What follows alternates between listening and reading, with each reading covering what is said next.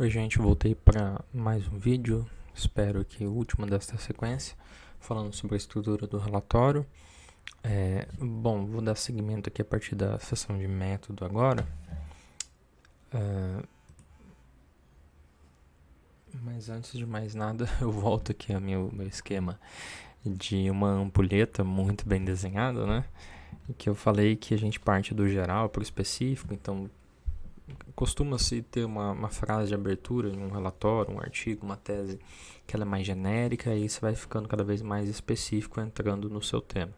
Evidentemente que você não demora muitos parágrafos para fazer isso, né? Isso é feito bem rápido, né? E aí, quando você chega nos objetivos, você está mais ou menos aqui. Depois, você tem que ver por método, resultados. O resultado é mais específico, falando do seu fenômeno de interesse dentro do seu objetivo, da sua pergunta de pesquisa, da hipótese que você ia testar. E na discussão, você tende a começar a ficar mais amplo, mais geral novamente, saindo do caso particular do seu estudo para o geral. O que aquilo quer dizer em termos da literatura ou do funcionamento da memória, do raciocínio, da tomada de decisão, da atenção, da percepção, da consciência no mundo real. Então agora a gente vai começar a sair aqui do específico, que é o método, e ir ampliando aos poucos. Bom, o método descreve o que foi feito, né, no estudo ou no experimento, né? No nosso caso, nós temos um estudo experimental e ele é dividido em subseções, que são clássicas na APA. Participantes, delineamento, depois nós temos... Vai depender muito do caso aí, né? Tem gente que coloca materiais, instrumentos, equipamento, procedimento. Então, tem gente que concatena isso numa única sessão. Mas eu vou falar de cada uma delas por vez. Então, vamos lá. O método é uma grande sessão e aí ela tem subseções, tá? E aí, recomendo que você dê uma olhada nos níveis de sessões da APA para você ver como que você coloca uma subseção hierarquicamente submetida a outra seção ali nas normas da APA. Bom, na seção participantes, vocês vão descrever quais são os participantes, quem são, quantos são, idade, média, desvio padrão, também se quiser pode colocar a idade mínima e máxima, como que se deu a participação voluntária, como que eles foram recrutados na Universidade de Brasília, foram recrutados no ambiente doméstico, na família de vocês, entre amigos, grupos do WhatsApp, grupos de prática de algum esporte que contribuíram. Então são algumas características. Escolaridade vai depender do tópico da pesquisa. Aqui a gente não vai entrar em questões clínicas, então não seria necessário, mas dependendo da pesquisa você descreveria também as características clínicas desses participantes, e se esses participantes fizessem parte de grupos heterogêneos, 2 ou mais grupos, você faria descrição separada, né? Por exemplo, crianças e adolescentes, jovens adultos e idosos, assim por diante. Na seção delineamento também é chamado de design ou desenho experimental. E aqui você define ou enquadra as variáveis independentes. Quais são, quantas são, como elas foram manipuladas entre sujeitos ou entre sujeitos, quais são as variáveis dependentes. Então, várias informações são passadas aqui. O que significa enquadrar as variáveis? Bom, quando você olha um gráfico num artigo, via de regra, o que você está vendo ali já é a relação entre a variável dependente no eixo y em função da variável independente no eixo x ou das variáveis independentes. É o que a gente costuma ter em vários casos. Eu disse que o estudo aqui do Baker de memória de trabalho não era um estudo experimental, mas a gente poderia, grosso modo, pensar esse gráfico aqui como um gráfico em que eu tenho a variável dependente aqui, uma variável independente aqui, dividida por duas linhas que são duas variáveis independentes, né? Deixa eu ver se eu acho outro exemplo aqui. Temos aqui aquele artigo sobre estimulação transcraniana e figura fundo. Bom, quando a gente olha o gráfico lá,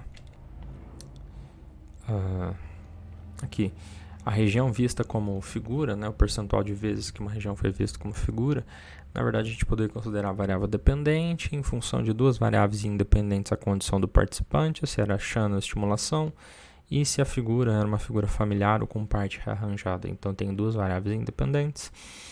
Os níveis de uma variável independente, condição do participante, são Shannon e estimulação, da outra variável independente que é tipo de estímulo, familiar com parte arranjada, e a variável dependente, né? E aí eu faço o enquadramento. Vamos ver se aqui eles fizeram. Eu não lembro mais se eles fizeram bonitinho, mas é comum que se faça. Deixa eu ver se eu tenho aqui. Método. Os participantes, eles descrevem os participantes, algumas características. Como o estudo envolvia estimulação, eles falaram de critérios de inclusão e exclusão. Isso costuma ter principalmente em projetos de pesquisa. Bom, depois eles já passam para estímulos, né? Deixa eu ver se eles têm aqui seção de delineamento. Não são todos os estudos que colocam. Acho que eles não colocaram tão explicitamente aqui. Não tem problema. Nesse experimento aqui, a gente poderia, grosso modo, dizer, eu vou usá-lo como exemplo, porque eu acho que pode ser útil. Aqui. Bom, se eu fosse enquadrar essas variáveis, eu diria mais ou menos o seguinte. Eu diria que esse estudo ele teve um delineamento. Não, os participantes participaram de um delineamento fatorial misto 2 por 2 por 2 com... Bom, vamos lá. Antes de eu continuar, o que significa isso aqui? Quando eu estou falando de elemento fatorial, eu já estou querendo dizer que eu tenho mais de uma VI.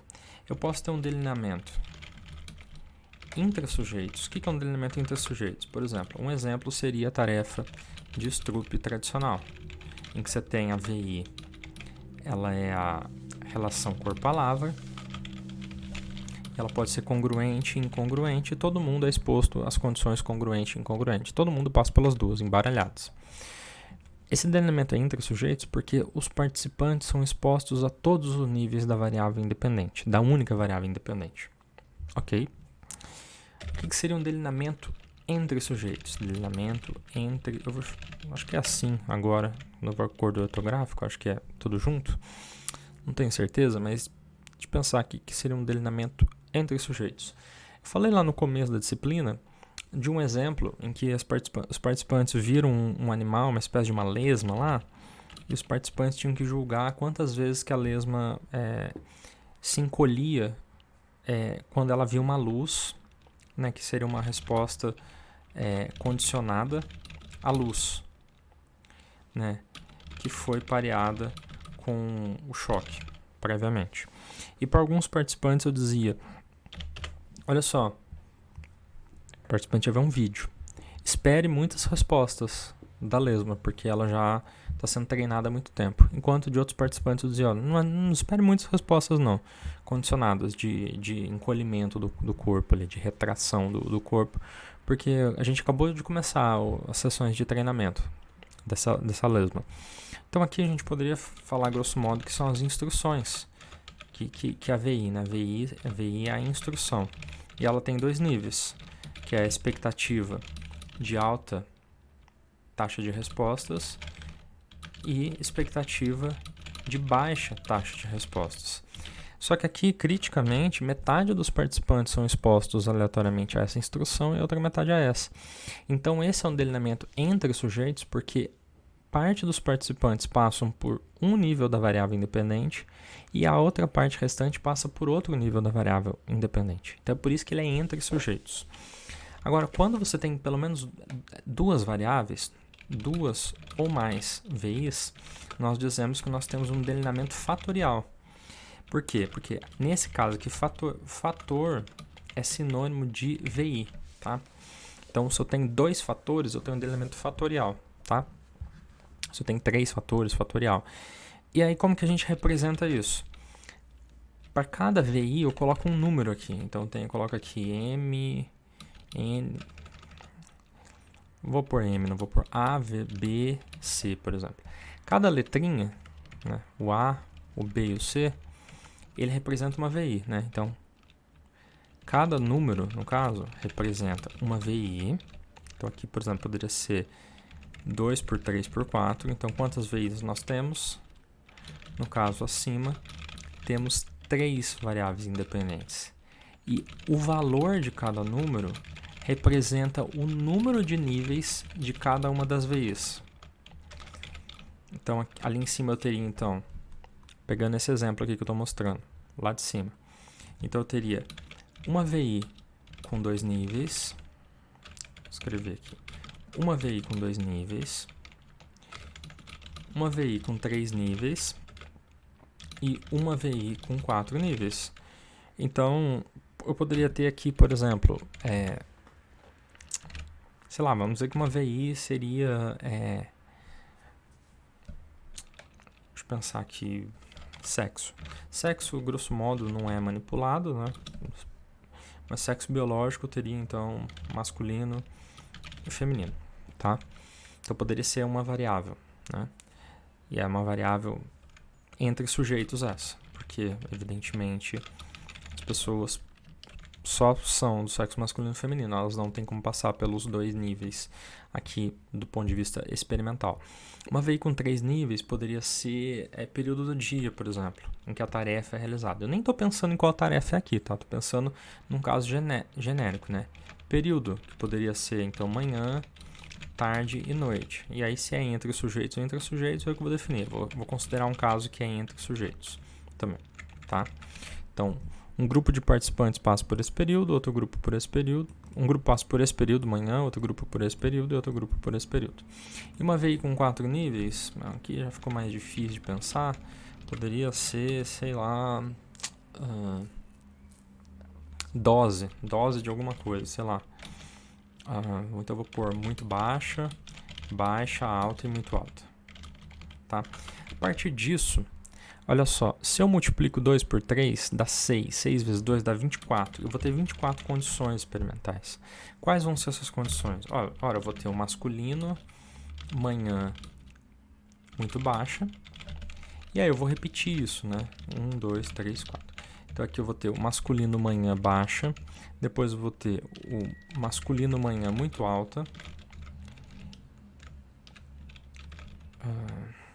E o alto aqui, né? Que é alto.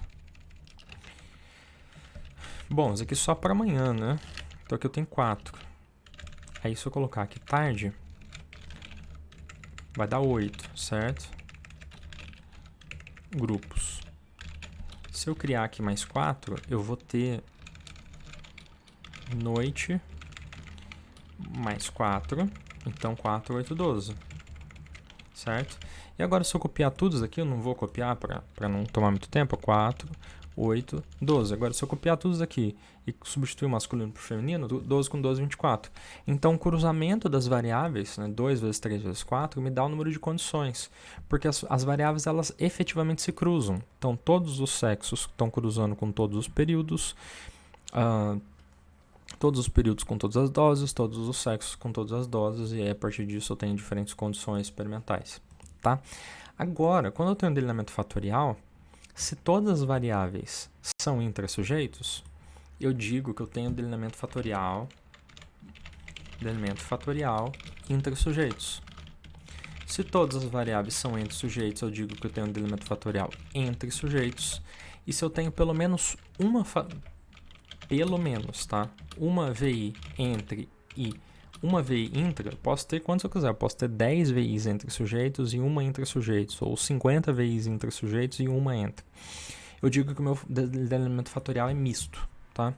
Eu digo, é um delineamento fatorial misto 2 por 2. Por exemplo, no procedimento aqui da TDCS, né, da ITCC, né, eu posso dizer que o delineamento fatorial foi misto com as variáveis condição do participante e qual que foi o outro nome que eu dei? Condição do participante é chance e estimulação. E tipo de estímulo, né? E tipo de estímulo, então eu posso até colocar assim, condição do participante, se eu quiser eu posso colocar chance e estimulação. E tipo de estímulo, familiar com partes rearranjadas, manipuladas entre e intrasujeitos, respectivamente. Tá? Essa seria uma maneira de dizer. Estudo seguiu um delineamento fatorial misto 2 por 2 com as variáveis condição do participante. Essa daqui ela foi entre sujeitos, porque o participante ou ele passou por chance por estimulação, e o tipo de estímulo foi intrasujeitos. Todos os participantes passaram pela condição familiar e com partes rearranjadas. Então essa é uma maneira de descrever. Vocês vão descrever como? Bom, vocês precisam saber quantas VIs tem no estudo de falsas memórias. Tá? Cada uma das VIs, ela foi entre sujeitos ou entre sujeitos. Se tiver só uma VI, mais fácil. Se tiver só uma VI, vocês caem em um desses dois casos aqui. Ou o delineamento é entre sujeitos, se os participantes passaram por todos os níveis da VI, ou o delineamento é entre sujeitos, se diferentes participantes passaram por diferentes níveis da VI. Vocês precisam ter clareza do que é a VI no estudo de vocês. Bom, agora se vocês tiverem mais de uma VI, pode ser delineamento fatorial entre sujeitos, se todas forem entre sujeitos. E aí vocês podem falar também, delineamento fatorial entre sujeitos 2x2, por exemplo, ou um delineamento fatorial entre sujeitos 3x4, por exemplo, se todas as VIs aqui forem entre sujeitos. Agora, se pelo menos uma VI for entre e uma for intra, eu tenho um delineamento fatorial misto, porque mistura intra e entre sujeitos. Jeito de lembrar, misto de mistura, intra e entre sujeitos. 2x2, ou seja, eu tenho duas VIs, nesse caso, uma VI com 2 níveis e outra VI com 2 níveis. Se eu tiver um delineamento fatorial misto 3x4 por 7, quantas VIs eu tenho? Eu tenho 3 VIs. Uma VI tem 3 níveis, outra VI tem 4 níveis e outra VI tem 7 níveis. Aí depois, evidentemente, eu tenho que especificar quais são essas VIs, quais são os níveis das VIs e quais delas foram manipuladas entre e quais foram manipuladas entre sujeitos. Mas a ideia de enquadrar o delineamento é muito essa questão de você dizer quais são as variáveis independentes, como elas foram manipuladas. Então é só seguir esses passos. Identificar quais são as VIs, quais são as VDs. Você vai ter pelo menos uma VI e uma VD, porque é um experimento. Essa dica eu estou dando de lambuja para vocês. Se não fosse o experimento, você não teria nem VI e VD, você teria outros tipos de variáveis. Os níveis da VI. Por que é importante saber os níveis? Porque para você montar, por exemplo, isso daqui, nos delineamentos fatoriais, você precisa saber dos níveis. Porque é o número de níveis que você põe aqui. Tá? Se tiver só uma VI, você não precisa necessariamente montar essa multiplicação. Né? Não tem, você só tem uma. Mas você vai descrever também. Tem um delineamento entre sujeitos com uma variável independente só e ela tem 5 níveis, por exemplo. Então, seria isso. Informar quais VIs são manipuladas entre ou entre sujeitos, no caso de delineamentos fatoriais. E definir o tipo de delineamento proposto. O tipo de delineamento proposto é simplesmente você integrar tudo que você viu nos passos anteriores e dizer qual é esse delineamento. Ok? Eu usei os termos entre sujeitos e intrasujeitos, mas tem gente que usa o entre sujeitos como intersujeitos, tá? Isso é comum também. Na verdade, isso aqui em inglês é o between subjects, né? E o intra eu já vi gente utilizar também dentro, mas eu acho um pouco estranho, que seria o within subjects. Comentário interessante aqui. Quando a gente está falando de delineamento, a gente fala intrasujeitos, entre sujeitos, enfim. Só que o termo sujeito, como dito já em uma aula, ele é utilizado para organismos não humanos, tá? Então, se você utiliza ratos, pombos, macacos, você fala de sujeitos na seção. Você não tem uma seção participantes, você acaba tendo uma seção sujeitos, você se refere a eles como sujeitos. Quando você estiver falando de seres humanos, coloque participantes, tá? Aqui você pode usar, por questão de tradição, delineamento fatorial intrasujeitos ou entre sujeitos, mas nos outros contextos, quando você não estiver utilizando com os termos entre e intra, se forem humanos, se refira como participantes, tá? Isso é uma questão das normas da APA também. Bom, aqui vamos ver se tem mais alguma coisa para dizer. Aqui tem alguns exemplos, sugiro que vocês consultem, que eles são bem didáticos, eles ajudam bastante. E aqui fala dos cruzamentos das variáveis, né? As variáveis se cruzam, que é a ideia de você combinar aqui sexo, período do dia e dose. Então você vai ter todos os cruzamentos possíveis. É claro que quanto mais variáveis você tiver, mais difícil fica de você interpretar. E é importante você saber disso também, por quê? Porque aqui, ó, por exemplo, nesse caso que eu tenho 3 VIs, eu posso ter muitas hipóteses, tá? Eu posso ter uma hipótese do efeito do sexo, que é um efeito principal, uma hipótese do efeito principal do período, tá? Eu vou pôr aqui também principal.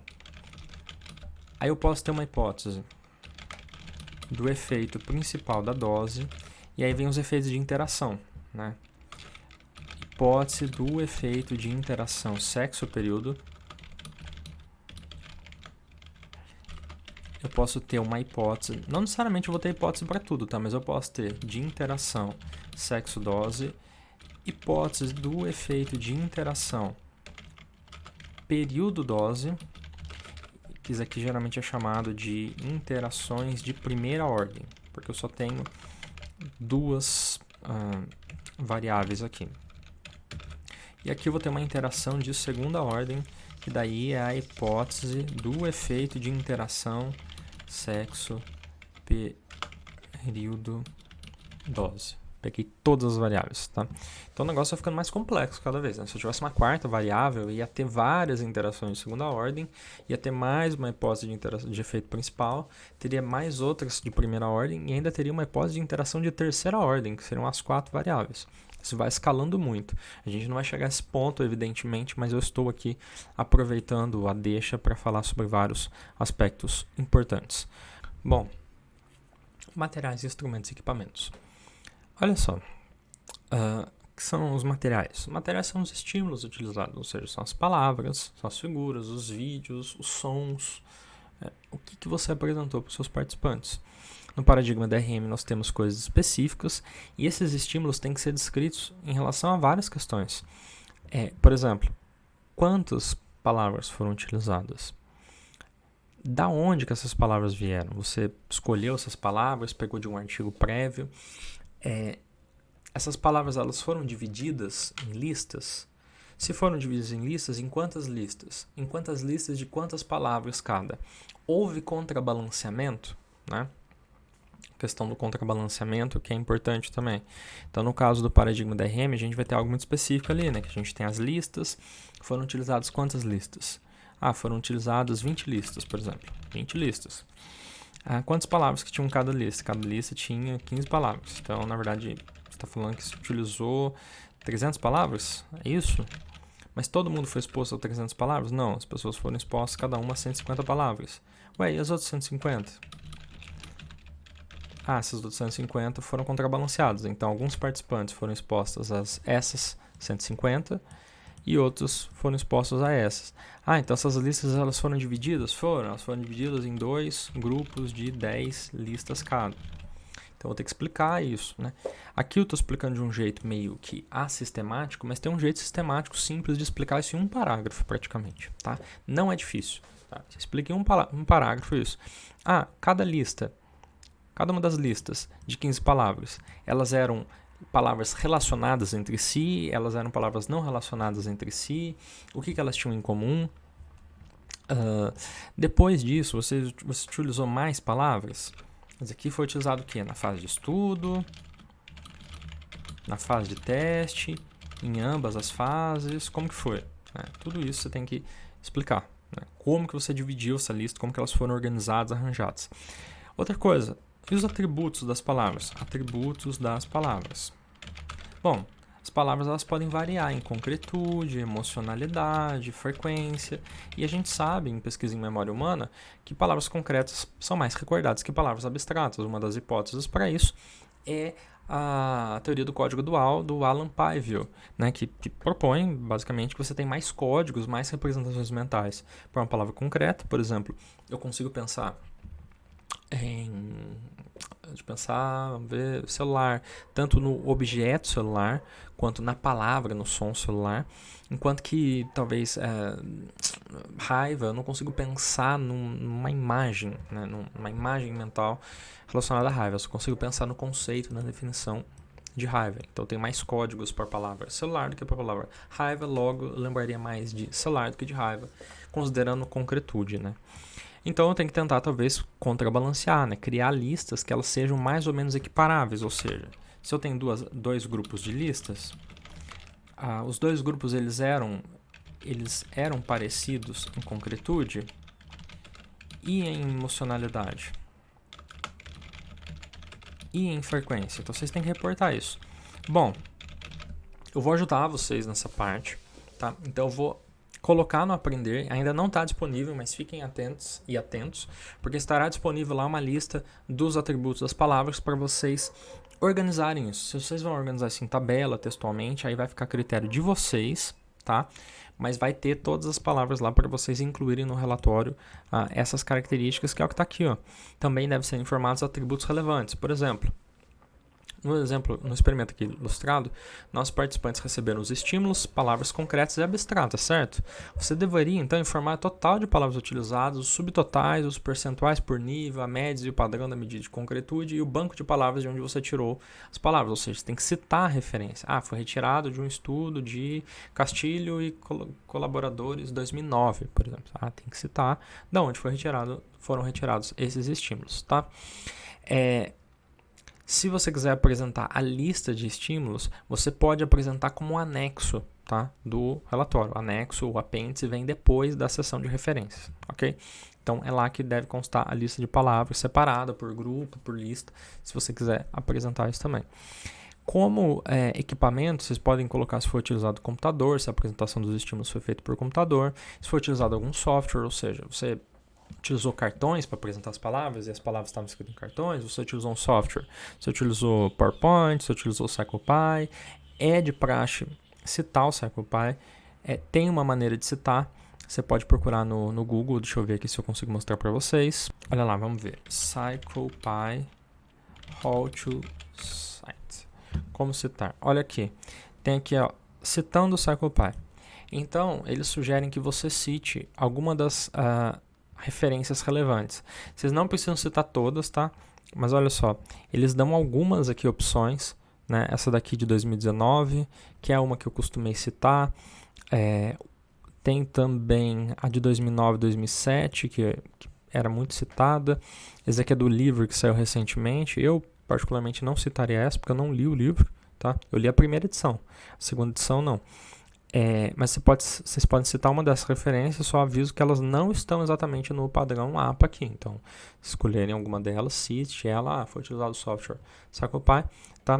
Aqui eles recomendam aqui o paper de 2019, então esse daqui é o mais relevante. Então, vocês citariam lá Pearson, né, o autor do CirclePy, et al., né, 2019, e colocariam na lista de referências, tá?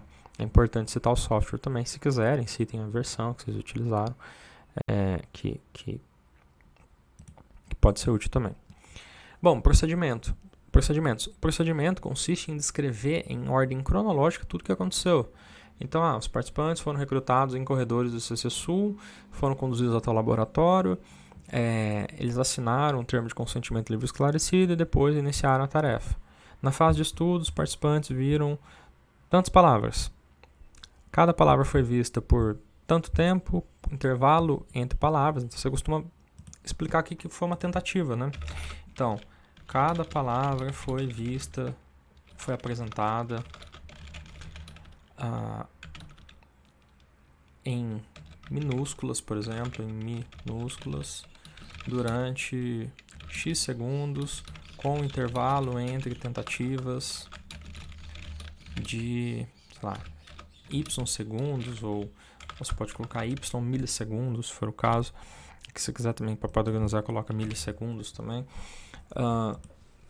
Vai ter que explicar depois o que teve. Teve tarefa de extratora? Em seguida, os participantes, qual que foi a instrução? Os participantes foram instruídos a... E aí você pode ou resumir a instrução, eles foram instruídos a tentar se lembrar das palavras, ou senão vocês podem colocar literalmente. Os participantes receberam as seguintes instruções, por exemplo, receberam as seguintes instruções. Aí você coloca entre aspas, se você quiser, as instruções que aparecem no CirclePy. É uma outra possibilidade de fazer isso também, tá? Aí depois, né, o participante fez tarefa de extratora, ou não, foi já o teste final. O que aconteceu depois? Tarefa de extratora, tem que fazer na ordem. O teste final veio antes ou depois da tarefa de extratora? Então, descrever qual que foi a duração da tarefa, o que foi feito aqui, quais foram as instruções. Aqui mesma coisa. Duração, como foi cada tentativa, tá? Aqui também posso acrescentar outra coisa no procedimento. O procedimento envolveu, no caso de memória, tá? Envolveu uma tarefa de aprendizagem intencional ou incidental, ou seja, os participantes sabiam que eles iam ter que aprender o conteúdo, ou eles foram instruídos e foram levados a acreditar que eles estavam fazendo uma coisa diferente do que uma tarefa de memória, tá? Então, pode ser outra coisa que vocês vão colocar também, né? O teste, né? Quantas tentativas, como que os participantes respondiam, né? Respostas coletadas. Aqui mesma coisa. Respostas coletadas, né? No teclado, verbal, usando o mouse, enfim, várias coisas desse tipo vocês podem colocar, né? Vamos explicar no geral o que os participantes fizeram, tá? Então, cada um dos detalhes, e aqui vai estar explicado qual a duração das sessões, em média, tinha feedback, né? Então, todas as etapas, e tem que ser feito de uma forma didática, resumida. Se você quiser, você pode apresentar um esquema também. O que é um esquema? Um esquema é você fazer uma representação esquemática, uma imagenzinha, né? Deixa eu mostrar aqui, sem apagar o meu desenho aqui. Então vocês podem colocar caixinha aqui, né? Uma caixinha, fase de estudo. Aí vocês colocam aqui, não sei o que, não sei o que. Aí vocês vão colocar, por exemplo, setinhas. Aí vocês podem fazer isso no PowerPoint, por exemplo, bonitinho. Faz lá no PowerPoint o esqueminha de vocês. Aqui vocês colocam uma seta comprida, fala que esse é o tempo, por exemplo. E aí você dá uma tela cheia no PowerPoint, printa e salva essa imagem, cola no relatório, que é uma representação esquemática do que os participantes fizeram. Muitas vezes uma imagem vale mais do que 1000 palavras, então ajuda muito a entender o que foi feito olhando esse esqueminha. Ajuda a entender. O leitor vai navegando pelo texto e sempre isso remete, quando ele tiver dúvida, à representação esquemática, ele consegue entender o que foi feito e em que ordem que foi feito. Tá? Ok, terminamos o método, agora chegamos na seção de resultados. Bom, resultado, grosso modo, são números, né? Pesquisa em psicologia cognitiva é predominantemente quantitativa, ela não é qualitativa, né? Via de regra. Quais foram os valores observados da VD? Então é bom que você tenha definido bem a VD antes, tá? Você pode ter variáveis secundárias? Pode. Você vai ter? Não sei. Você quer ter? Depende do caso da pesquisa. Bom, eu tenho minha VD, né? Qual que é minha VD no paradigma DRM? Não sei, vai depender de vocês. Pode ser percentual de acertos, pode ser proporção de acertos, lembrando que percentual varia entre 0 e 100, proporção varia entre 0 e 1. No fim das contas, essas duas variáveis elas expressam a mesma coisa, a diferença simplesmente é o escalonamento delas. Uma vai entre 0 e 1 e outra vai entre 0 e 100, mas a mesma coisa. Se o participante acertou 80% dos itens, ele acertou uma proporção de 0 a 80 dos itens. Número de acertos? Bom, aí vai variar dependendo da condição, né? Quantos itens que tinha por condição? Todas as condições têm o mesmo número de itens. Quando o número de itens não é igual por condições, não é adequado de ser usado quando o número de itens é distinto por condição, tá? Fora que o percentual, a gente sempre sabe que é entre 0 e 100. Agora o número de acertos ele tem que ser interpretado em função do número de itens. Às vezes o leitor não lembra qual foi o número de itens, né? Então é menos fácil de interpretar o número de acertos, tá? O que mais? Bom, eu quero saber o número de acertos para a amostra geral. Eu quero saber vou chamar de desempenho, tá? Desempenho para a amostra geral, é isso que eu quero saber? Ou eu quero saber o desempenho, vou chamar de VD, então, em função dos níveis das VIs. Né? Se o que eu quero saber é o desempenho em função dos níveis das VIs, eu tenho que calcular diferentes desempenhos. Um desempenho para um nível da VI, outro desempenho para outro nível da VI, outro desempenho para outro nível da VI. Se eu tenho duas VIs, se uma VI minha chama A e ela segue os valores... se eu tenho uma VI, eu vou chamar diferente, ela chama vogal. E ela tem dois níveis, A e E. E a outra, minha VI, é a consoante. E eu tenho os níveis B e C. Então, eu posso ter o desempenho em várias condições. Na condição AB, na condição AC, na condição EB e na condição EC. Por quê? Porque eu tenho um cruzamento da vogal A com a consoante B, AB. Vogal A com a consoante C, AC. Vogal E com a consoante B, EB. e vogal E com a consoante C e C. Então eu tenho 4 condições, então eu vou ter aqui vários desempenhos. E aí eu posso avaliar, o desempenho foi igual nas 4 condições ou não?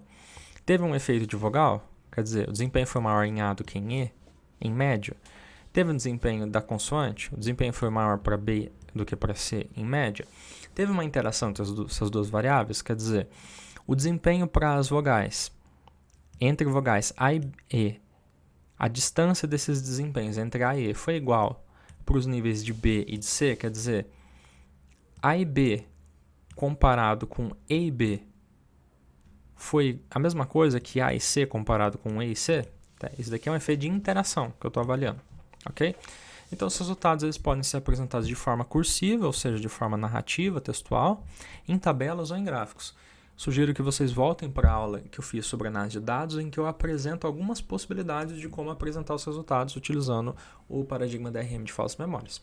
Deem uma consultada lá, que eu julgo que está bem didático, e aí vocês façam as escolhas estéticas, estilísticas que mais agradam a vocês, sempre consultando as normas de publicação da APA que falam sobre a apresentação de tabelas e figuras, tá?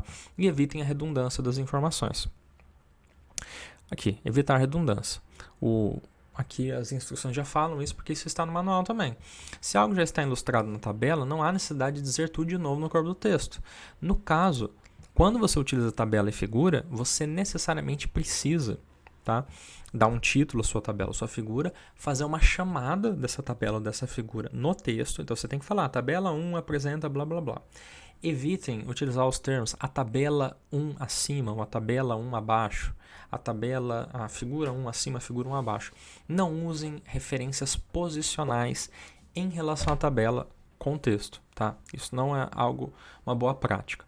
Muitas vezes porque quando você vai publicar um artigo, no ato da diagramação, às vezes a sua tabela estava em cima e aí o diagramador põe ela embaixo. Aí fica meio estranho, porque o leitor vê a tabela acima, mas na verdade a tabela está abaixo.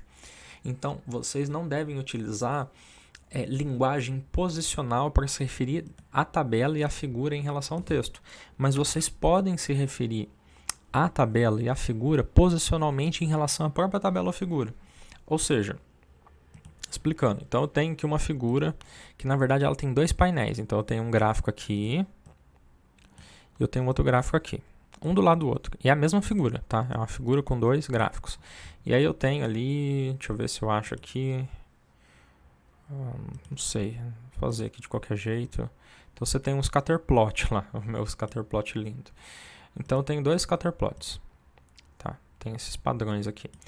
Aí você pode falar no seu texto, pode falar assim. O painel esquerdo da figura 1 ou o painel direito da figura 1. Isso você pode fazer. Assim como se você tiver colocado os painéis dispostos um acima do outro. Então, deixa eu pegar aqui, colocar mais para cá. Eu fiz de conta que o meu gráfico está assim, na verdade. Tá? Eu posso falar como pode ser visto no painel superior da figura 1, como pode ser visto no painel inferior da figura 1, ou eu posso colocar letras também, se eu quiser. Né? Eu posso colocar aqui que é o painel A, né? E eu vou colocar em maiúsculo, tem normas para isso também. Vou colocar aqui um painel A, e eu vou aumentar um pouco essa fonte, mas aqui eu não vou aumentar porque eu não sei fazer. E o painel B, eu posso falar tal como mostra o painel A da figura 1, como mostra o painel B da figura 1, isso eu posso fazer no meu relatório. Então eu posso fazer menções, assim como na tabela também. Tem uma tabela lá, e aí minha tabela bonitona lá, tem o cabeçalho aqui, e ela é bem comprida, assim, ela tem 3 partes, né? Então ela tem uma parte aqui, eu vou utilizar esse vermelho aqui só para mostrar. Então eu tenho uma parte aqui de cima, aí depois eu tenho uma parte mais intermediária da minha tabela, né? E ela está claramente separada lá, né? Não com essas cores que eu estou mostrando aqui, mas tem a minha tabela aqui. Aí eu posso fazer menções falando assim, a parte inferior da tabela 1 mostra tal coisa, a parte central da tabela 1 mostra tal coisa, a parte superior da tabela 1 mostra tal coisa. Então eu posso fazer alusões, melhor dizendo, posicionais à tabela em relação a ela própria e à figura em relação a ela própria, aos diferentes painéis. Eu não devo fazer isso em relação a a tabelas em relação ao texto e figuras em relação ao texto. E eu não posso jogar a tabela e não comentá-la. Se eu coloquei uma tabela, eu tenho que falar, você não vai discutir essa tabela? Você vai jogar e vai querer que eu interprete totalmente? Não. Se tem uma tabela grande, A tabela tem uma porrada de informações, faça destaques. Olha,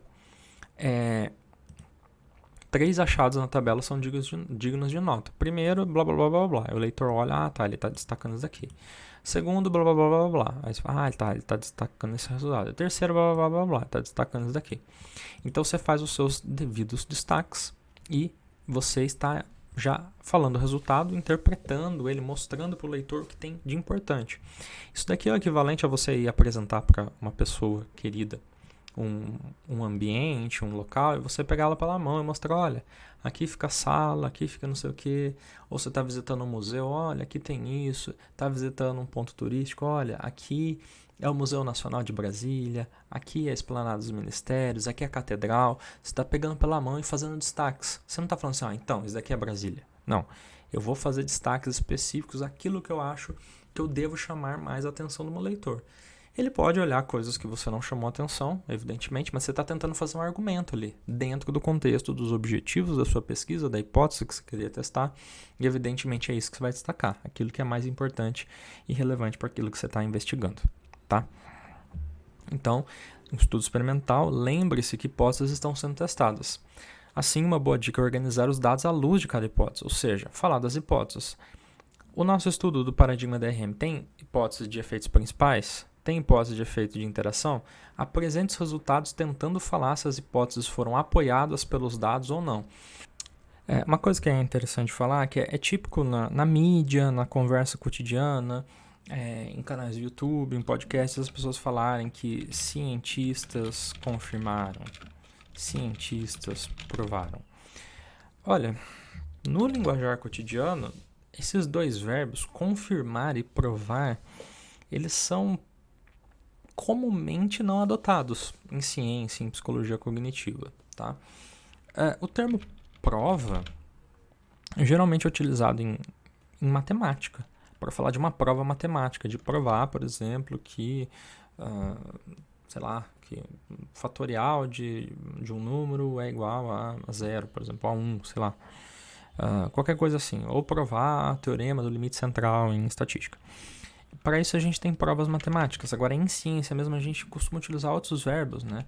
A gente fala que a hipótese foi refutada, ou a hipótese foi apoiada pelos dados, ou a hipótese não foi apoiada pelos dados, ou então os dados apoiaram a hipótese, os dados deram suporte à hipótese, os dados não apoiaram a hipótese, né?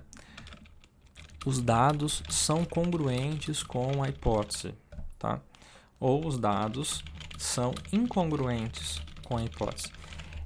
Esses termos, esses verbos, essas colocações não são as únicas, não é uma lista exaustiva, mas isso é mais comum do que é falado, de como que a ciência, o jogo da ciência é jogado na linguagem dos cientistas, do que esses termos que são utilizados às vezes na mídia de cientistas confirmaram, provaram, né? Os cientistas já confirmaram que, sei lá, que tem água em tal planeta. Olha, o termo mais comum é dizer, os cientistas mostram e já têm evidências convincentes, uma ampla gama de evidências de tal coisa, né? Essa é a linguagem que costuma ser falada. Então, recomendo também utilizar essa linguagem, tá? Não há necessidade de ser muito detalhista com os resultados, que não evidenciaram efeitos significativos. Evidentemente aqui que a gente está falando de efeitos significativos, mas vocês podem ignorar essa parte, porque a gente não está solicitando que vocês façam análises estatísticas inferenciais, embora seja bem-vindo caso alguém queira se arriscar aí, utilizar uma análise estatística mais sofisticada, mas no geral a gente vai trabalhar mais com médias, desvios padrões, essas tendências do ponto de vista descritivo, não do ponto de vista inferencial, ok? Então, só para fazer essa ressalva aqui desse ponto que fala sobre análises estatísticas, então a gente vai ficar mais nas análises descritivas, ok? Por fim, nós chegamos na discussão e conclusões, que elas estão praticamente juntas aqui. Na discussão é quando a gente começa a chegar nesse ponto aqui, em que a gente começa a abrir de novo, né? Então a gente está saindo do particular, que são os resultados, e está indo para o geral, né? Quais são as implicações dos resultados para a teoria, né? em psicologia? Quais são as implicações dos resultados para a metodologia científica da área? Quais são as implicações dos resultados para a aplicação da área? Como que psicólogos, como que fonoaudiólogos, fisioterapeutas, médicos, educadores podem utilizar esses resultados? Por exemplo, falsas memórias, quais são as implicações para isso em contexto cotidiano, de como a gente lembra, de como a gente esquece, de como que a gente reconstrói as memórias, em contexto de tribunal, em que as pessoas atuam como testemunhas oculares do que elas viram. É relevante? Não é relevante? Então eu vou escolher ali quais são os contextos que mais se adequam e vou fazer as interpretações à luz da teoria, à luz do referencial teórico levantado lá na introdução, e é por isso que é importante o que eu falei, que comumente nós pegamos um conjunto de referências, citamos esse conjunto na introdução e retomamos ele na discussão, senão realmente fica parecendo um sanduíche em que uma parte do sanduíche é pão de forma e a outra parte é pão francês. Nós revisitamos as hipóteses e argumentamos. As hipóteses foram apoiadas pelos dados? O que isso diz pra gente? O que isso acrescenta à literatura da área? As hipóteses não foram apoiadas pelos dados? Por quê? Por que os resultados... por que esperávamos determinados resultados e foi observado um padrão distinto? Como que estudos futuros podem avançar com essa inconsistência entre o que a teoria esperava e o que nós observamos, tá? Bom, quais são as limitações do estudo, né? O que o estudo tem de limitação à luz dos objetivos dele? E como que isso pode ser contornado em estudos futuros, tá? Então, algumas possibilidades aqui de coisas que costumam ter em relatos científicos empíricos na sessão de discussão, tá? As referências vêm logo depois, em ordem alfabética, seguindo as normas da APA, e aí nós temos também o vídeo no YouTube, né, a playlist aqui, que tem o vídeo 2, como fazer referências de acordo com a 7ª edição do Manual da APA. Lembrando que esse daqui é um vídeo meu, então não tome isso como a regra oficial. O manual oficial que vocês devem seguir está aqui, que é o da American Psychological Association, e tem aqui exemplos de lista de referências aqui, tá? Reference examples, tá? As referências, então, lembrando, tudo que foi citado tem que estar na lista de referência, tudo que está na lista de referência tem que ter sido citado em algum momento. Os anexos, vocês podem colocar a cópia do termo de consentimento livre esclarecido, as características dos estímulos, se fossem outros tipos de estudo. Roteiro de entrevista semi-estruturado, protocolo, se você aplicou uma escala psicométrica, você coloca lá os itens da sua escala, várias coisas assim que podem ser úteis, né? Análises suplementares, tabelas que ficam muito grandes e que não cabem no texto, ou que desviariam muito o foco, podem ir para os anexos ou para os apêndices, como a APA costuma chamar. Aqui tem algumas coisas mais sobre o roteiro, que eu acho que não preciso falar, e aqui nós voltamos para a questão das pontuações. Então, por favor, sigam as pontuações para ver se vocês estão atingindo aos critérios aqui definidos, se tudo está lá.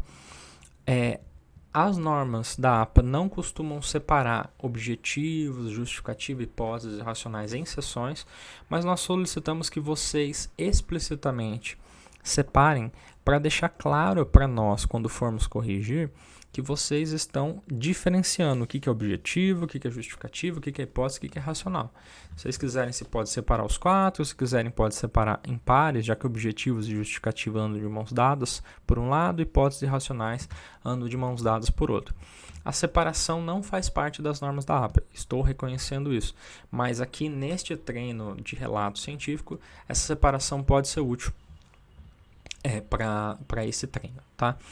Então o método foi descrito, como eu falei, no final aqui no começo vocês vão sair do geral para o particular até o método, aí vem até os objetivos, hipóteses, daí vocês vêm para o método, resultados vai abrindo, discussão abre mais, considerações finais, que chega de novo naquele geralzão, né? Implicações para a teoria, implicações para o mundo, implicações para a atuação do psicólogo, implicações para a sociedade, né? Esse aspecto do funcionamento da memória.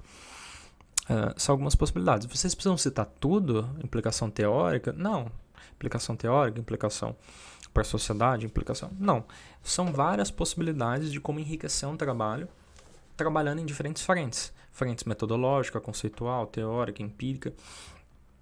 Mas vocês não precisam necessariamente atuar em todas essas frentes. O único destaque que eu faço aqui, em relação aos vídeos que eu gravei sobre a estrutura do relatório, é que eu ainda vou colocar no aprender a questão dos estímulos, né? As características dos estímulos, eu vou colocar resumido, e aí vocês vão ter que trabalhar em cima disso ainda para descrever mais. E como que vocês vão descrever mais? Olhando o experimento de vocês no CirclePy. O que tinha no experimento? Quantas palavras os participantes viram? Quanto que durou a fase de estudo?